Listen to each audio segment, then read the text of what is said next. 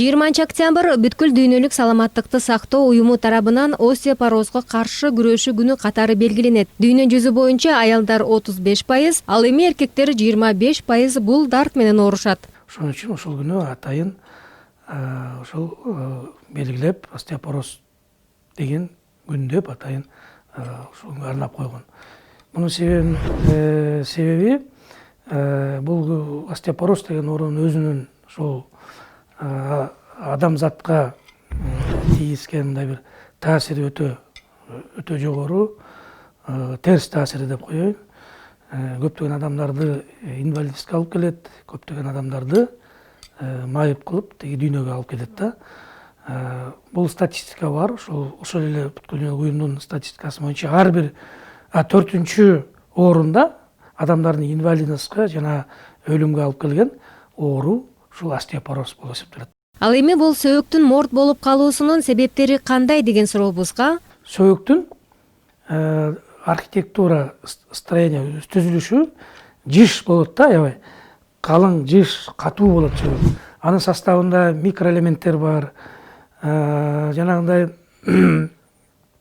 фосфор, кальций, магний, натрий иши болгон Менделеевте канча болсо ошондон көп микроэлементтер сөөктүн составында болот да. Анан ошол жиш жайгашкан сөөктүн клеткалары булар арыла баштайт дагы. Анын ичинде остеобласт деген клетка бар. Бул сөөктүн негизги өзөгүн түзөт да клетка.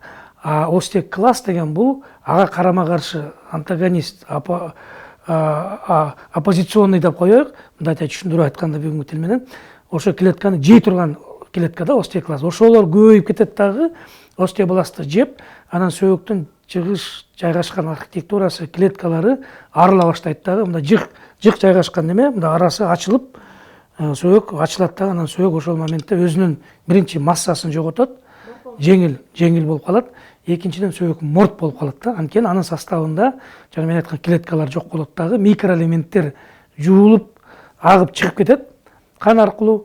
Жанагындай жидкость, сөөктүк жидкосттор аркылуу чыгып кетет дагы, сөөк жумшак болуп, анан сөөк сына баштайт. Мына ушул ооруну сөөктүн жана микроэлементтерден өзүнүн клеткаларынан арылганы жана өзүнүн тыгыз жайгашкан клеткалардын азайганы бул остеопороз деп аталат. Статистикага таяна турган болсок, сөөктүн борпоң же морт болуп калуусу аялдарда көп. Анткени аялдарда гормоналдык бузулуулар жана аял заты бул 50-55тен ашканда постменструальный цикл деп коет.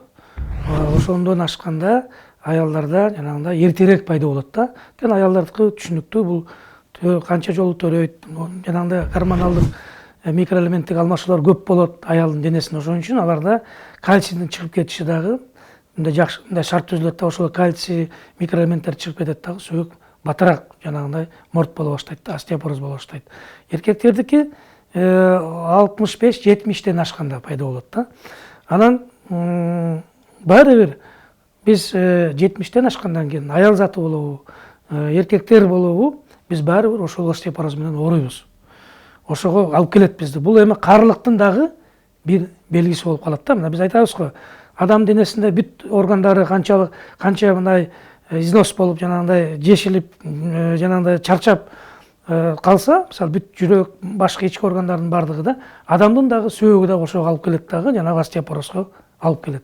Аталган дарттын алдын алуу үчүн атайын дары-дармектерди ичүү, туура тамактануу жана эң негизгиси кыймыл. Анткени адам канчалык көбүрөөк биз кыймылдасак, канчалык көп бассак, албетте сөөк бекем болот. Булчуң эттери иштейт дагы.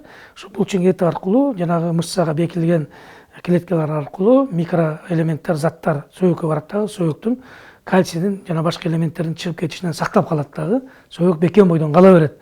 Ошон үчүн мен айтат элем, адамдар 50ден ашканда жок дегенде күнүнө 3 километрден базыш керек, кыймыл аракет кылыш керек, гимнастика жасаш керек. Ошондо биз жанагы остеопороз деген ооруга кечирээк барабыз дагы, кечирээк мындайга бизге келет ал оору. Оору ооздон кирет демекчи, остеопороз оорусунун алдын алуу жана дарыланууда профессор төмөнкү кеңештерин сунуштайт. Рационалдык тамак аштануу, тамактын составында рационалдуу микроэлементтер витаминдер болуш керек да, витаминдер болуш керек. Мына өзгөчө мына биз кыргыздар этке жакын эмеспиз. Бул дагы бир жакшы нерсе. Эт аркылуу жана холодец деп атабыз, ошолор аркылуу жанагы сөйөккө пайдалуу заттардын баары адамга ошолор талап кылынат да. Мындан тышкары витаминдер, жана витамин D, витамин өзгөчө сөйөккө керек. Б группа Б витаминдери жана С витаминдери өзгөчө мына сөйөккө керектүү витаминдер. Мына ошонун баардыгын биз тамак аш менен, жер жемиштер менен биз денеге кабыл алабыз дагы сөйөктүн борпон болуп кетишине биз жолтоо болобуз. Мындан тышкары кальций препараттары бар. Азыркы күндө мында түрлөрү көп. Мен эми атын атасам бул фирмалардын рекламасы болуп калат. Кальцийси бар витаминдерди, витамин менен кошулган ошондой препараттарды көп алып ичсе болот. Бул эми азыр чет өлкөдөн келет, бизде Кыргызстанда мындай чыкпайт. Анан тышкары азыр Америкада дагы, Европада дагы жакшы бир мода болуп калды. Бул жидкий кальций, суюктук кальций дейт. Мунун адамга сиңгени өтө жогору экен, 70%дан жогору да. Денеге сөйөккө сиңген, ошон үчүн ошону жанагындай суюк кальцийлерди мына Өзбекстандан чыгат экен, алып ошондон ичсе болот да. Бул суюк кальций өтө пайдалуу. Эгерде жогоруда айтылган эрежелерди туура сактабасак, бул оору эмнеге алып келиши мүмкүн? Бул адамды жанагындай биз айткандай адекваттуулук эмес сыныктарга алып келиши мүмкүн. Мисалы, адам, жаш адам да, баратып жыгылып калса, анын эч жери сынбайт. Колу менен таянабы, жамбашы менен отуруп калабы, же капталы менен жыгылабы, ал адамдын сөөгү сынбайт да. Эгерде ошол эле жерден ошондой эле кыймыл менен каарада, мен айтып аткан 50ден ашкан аял заты, 60тан ашкан эркектер ошондой болуп жыгылса, алардын сөөгү сынып кетет. Көрдүңүзбү? Анан сөөгүктүн эң эле көп сына турган жери бул биринчи адамдын чыканак колу болуп эсептелет. Мына могу колдун лучевой сөөгүк деп коет, эки сөөгүктүн алдыңкы чоң сөөгү мына могу жерден сынат, борт сынат да. Мына жылына бир 5-6 миң адам Кыргызстанда бизден өзгөчө ушул эжелерибиз, апаларыбыз колун ушул жерден сындырып алат да. Анткени жыгылып баратканда адам эмне кылат? Биринчи кол менен таянып калат да. Таянып калат, анан сынып кетет. Адам жыгылган учурда колу менен жер таянууга мүмкүнчүлүк болбой калса, анда каптал тарабы менен жыгылат. Бул учурда кашка жилик жабыркайт. Кашка жиликтин мойну, мына кашка жиликтин башы, мойну бул өзүнүн сөөгүк, диафиз деп коет, диафиз сөөгү да. Мына бул жеринен сынып кетет да. Бул жеринен же мындай болуп сынат. Мына ушул сыныктар өзгөчө мына бизде азыр көп 70тен 75тен ашкан апалар, эжелер жатат. Мына бүгүн мен бир апаны жазайм, 96-га чыккан апа. 90-дан ашканда 3 апалар жатат, 3-4 апа. Мына ошолор шейкасын сындырып алган, көрдүңүзбү? Мына ушул жери сынат. Бул дагы жылына 1000ге жакын Кыргызстандагы ушул биздин өзгөчө көп 80% бул апаларга кездешет. Бул аял затына, анан 20% бул эркектердики сынат да. Мен жанагы айтып аткан остеопороздун бул өөрчүп кеткенин кийинки жыйынтыгы болуп эсептелет. Ал эми олтуруп же чалкасынан жыгылган бейтаптарда омуртка сөөгүктөрү зыянга учурайт. Омуртка сынат дагы, бул сөөгүк былчыйып отуруп калат. Дагы жакшы, эгерде бул сөөгүк артка жылып кетсе, жүлүнгө зала келет да, артка жылып кетсе. Эгерде түз эле отуруп калса, анда бул сөөгүбүз бычырамы сынып кетет. Албетте бул дагы өтө татаал оорулардын бири болот. Мага да күнүнө жок дегенде 4-5 ушундай биздин эжелер, апалар келет. Эски сыныктары менен, жаңы сыныктары менен аларды да биз жаткызып, бияктан дарылап атабыз. Медицинанын өнүгүшү менен жогорудагы сыныктардын кандай гана түрү болбосун, бүгүнкү күндө дарылап, айыктырып келишет. Дарылоо жолдору жанагы колу чыканак сынгандарды бул көбүнчө бул амбулаториялык түрдө булар дарыланат. Бизде мына Бишкекте травмпункт деген бар. Ошол жерден барып, кыргызча тартып колуна келди, анан салды деп коет.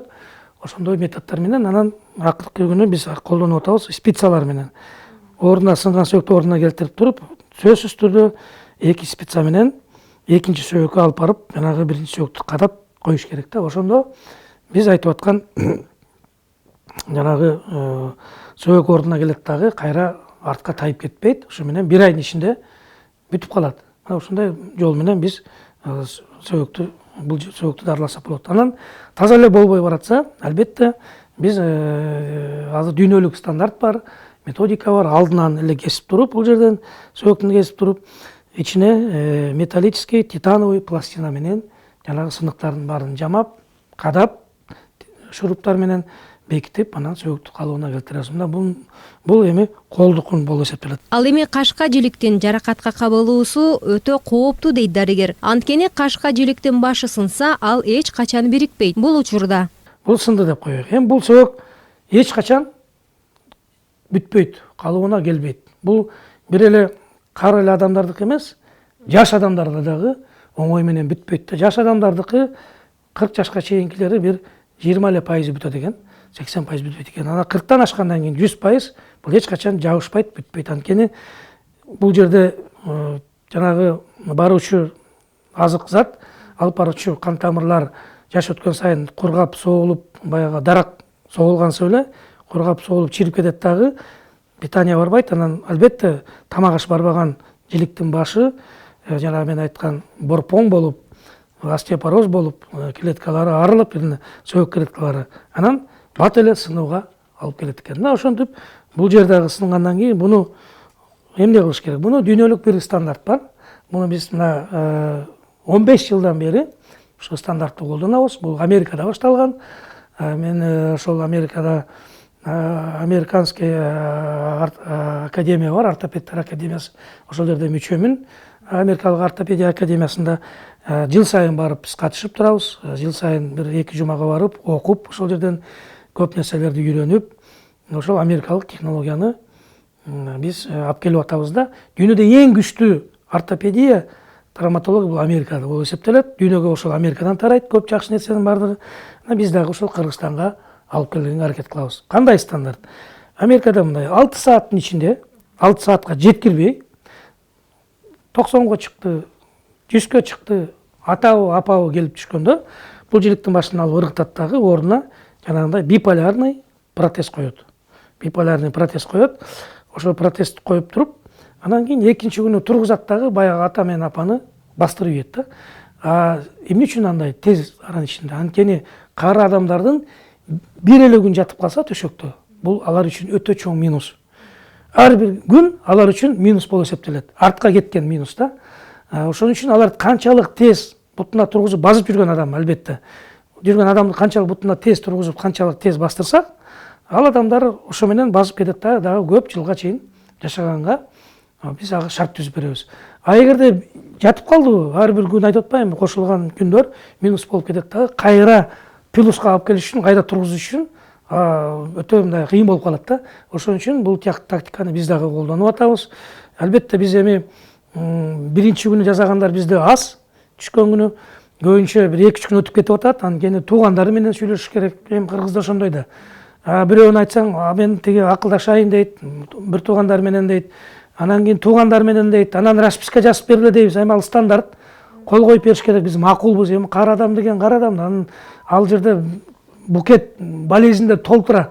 Биздикинен башка дагы, бул остеопороздон башка дагы көп оору бар. Анан бири-бирине шылтап кол койгончо 3-4 күн өтүп кетет. Мен дагы айтып коем, 3-4 күн өтүп кетет да, минус болуп калып атат да. Ошон үчүн мен дайыма айтат элем, ошол келип түшкөндө ошол туугандары, бала чакасына тез аранын ичинде чечим чыгарып, дарыгерлерге уруксат берип, муну жасатыш керек. Мына ошондо гана биз ал кишини сактап калабыз. Эми Кудайга шүгүр, мисалы 1000 адам жасасак жылына ушундай метод менен 1-2 адам мүмкүн жанагындай 90дагы адамдар өтүп кеткендер бар. Эми аларды биз билебиз. Анткени жазасаң да ал киши өтөт, жазабасаң да өтүп кетет. Ошон үчүн туугандары риск өтөт, кол коюп берет. Эми 90дан ашкан ата-апалар да алардын баары. Анан калгандары бутуна туруп, канча деген адамдардын өмүрүн сактап, биз бутуна тургузуп бастырып ийдик. Бул эми операция аты биполярное эндопротезирование деп коет. Биполярдык эндопротездөө деп, кашка жиликтин башын, сан жиликтин башын деп аталат. Мына ушундай операцияны бизде жылына 1,5 операция жасалат. Медицинадагы алдыңкы өнүгүү жана жаңыланууларды Америкадан үйрөнүп, окуп, Кыргызстанга алып келип жатабыз дейт академик Сабырбек Артизбекович. Жогорку технологиянын негизинде, жогорку методдордун негизинде операция жасаганга биз шарт түзүп берип атабыз. Ошону жазып атабыз. Анан сынганда бул сөйөктү жолдорго биринчи бул цемент куят.